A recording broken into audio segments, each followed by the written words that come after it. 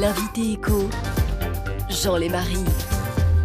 Bonsoir à tous. Les crèches, les écoles, les collèges, les lycées vont donc fermer pour 3 à 4 semaines. Et cette décision va avoir des conséquences évidemment sur la vie quotidienne des entreprises. Bonsoir Yves Verrier. Bonsoir. Secrétaire général de Force ouvrière, invité écho de France Info. Le patronat redoute une situation compliquée, Yves Verrier. La CPME par exemple voit déjà des problèmes avec une activité, un travail désorganisé, c'est le mot qui apparaît. Est-ce que vous êtes inquiet, vous ? De toute façon, la difficulté, on la connaît depuis un an. La désorganisation, le ralentissement de l'économie, les conséquences pour les salariés, on les connaît depuis un an maintenant.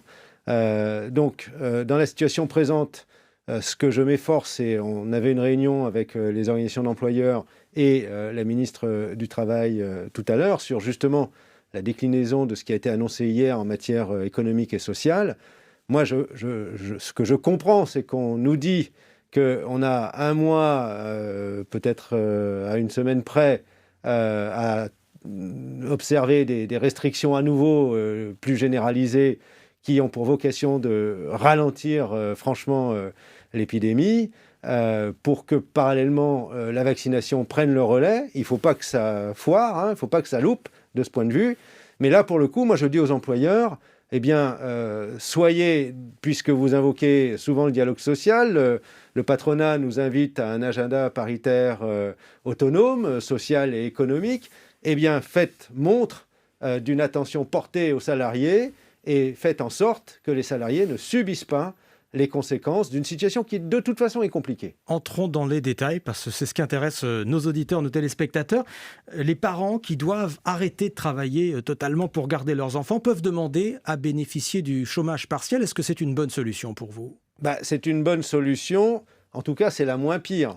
La difficulté est, je le rappelle quand même, et là, je relie à ce que je viens de dire vis-à-vis des employeurs, là où les employeurs sont indemnisés à 100%, les parents qui seront en activité partielle parce qu'ils n'auront pas d'autre solution, qu'ils soient d'ailleurs télétravail ou non, c'est-à-dire y compris si vous êtes en télétravail mais que vous avez la garde de vos enfants et que vous ne pouvez pas télétravailler, vous pourrez bénéficier de l'activité partielle. Mais l'activité partielle, pour le salarié, c'est 84% du net.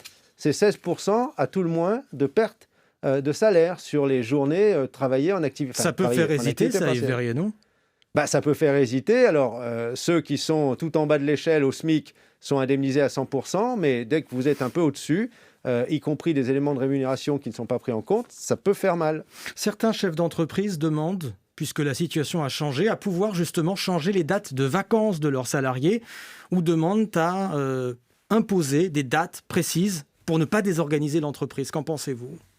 Je pense que ça doit se régler. Je le rappelle, dans le cadre du dialogue social, de la négociation collective, il n'est pas compliqué. Vous savez, si un salarié avait prévu des congés pendant la période des congés scolaires pour prendre en charge ses enfants, que ces congés sont déplacés du fait de ce qui a été annoncé hier, je pense que le salarié, spontanément, sera lui-même demandeur de pouvoir déplacer ses congés. Maintenant, ce que nous ne voulons pas, c'est que certains employeurs, tous ne se comportent pas ainsi, mais que certains employeurs entrent dans une logique d'affrontement, de tension, de discussion, qui conduisent à vouloir imposer des congés à ceux qui n'avaient pas prévu de prendre des congés, ou à leur imposer un déplacement de congés.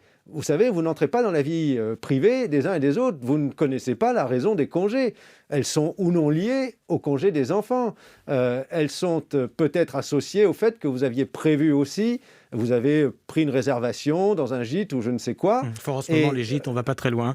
Mais ce que je veux dire par là, c'est que si ces congés sont prévus, il y a un engagement financier. Moi, je l'ai posé la question à la ministre du Travail, comment fait-on pour s'assurer qu'on n'a pas la double peine dans ces cas-là ? Et alors, réponse ? Pour le moment, je n'ai pas la réponse. Alors, ça doit dépendre des conditions de l'allocation en fonction des assurances. Vous soulevez ce point précis de vie quotidienne de sachant que tout le monde ne part pas en congé et beaucoup évidemment restent dans leur petit appartement, souvent en banlieue, pour garder les enfants quand il y a des enfants à l'école. Et justement, certains de ceux-là doivent parfois aussi télétravailler et ils tremblent déjà, Yves Verrier, parce qu'ils se souviennent d'expériences douloureuses de télétravail. Est-ce qu'on peut à la fois télétravailler et garder des enfants? Non, justement, c'est pour ça que nous avons insisté, et la réponse est claire. Les salariés en télétravail qui ne seront pas en possibilité de télétravailler du fait de la garde des enfants pourront faire une demande de bénéfice de l'activité partielle. Est-ce que cette demande sera acceptée à tous les coups? Elle doit l'être, elle ne peut pas ne pas l'être. C'est la disposition qu'a confirmée la ministre du Travail tout à l'heure. Emmanuel Macron demande que le télétravail devienne systématique à chaque fois que c'est possible, et pas seulement pour les parents. D'après le ministère du Travail, 5 600 000 personnes sont sur ce type d'activité à distance, et 3 millions pourraient facilement s'y mettre. Est-ce que vous les encouragez, ces 3 millions, à se mettre en télétravail? Vous savez, notre attention, c'est la santé des salariés. Premièrement, si le télétravail, et c'est la prescription d'ordre public que le gouvernement prend, est le moyen d'éviter de se contaminer ou de contaminer les autres, bien, à chaque fois qu'on peut le mettre en œuvre, il faut le mettre en œuvre. Mais ça demande que l'entreprise prenne et ait pris en amont les dispositions qui permettent de télétravailler dans de bonnes conditions en termes de matériel, de connexion informatique, etc. Et il faut tenir compte de la situation des salariés qui n'ont pas forcément une résidence secondaire avec un bureau isolé pour pouvoir télétravailler, mais qui sont peut-être 2 à télétravailler à la maison, voire 3 s'il y a un étudiant en cours à distanciel. Et les conditions dans ce cas-là sont très pénibles. Donc ce qu'il faut absolument, c'est que les employeurs soient très tolérants avec le rythme de travail, la productivité. Et moi, ce que je dis, et j'insiste là-dessus, il faut absolument respecter les horaires de travail, le droit à la déconnexion, ne pas confondre télétravail et travail à 100% au bon vouloir de l'employeur.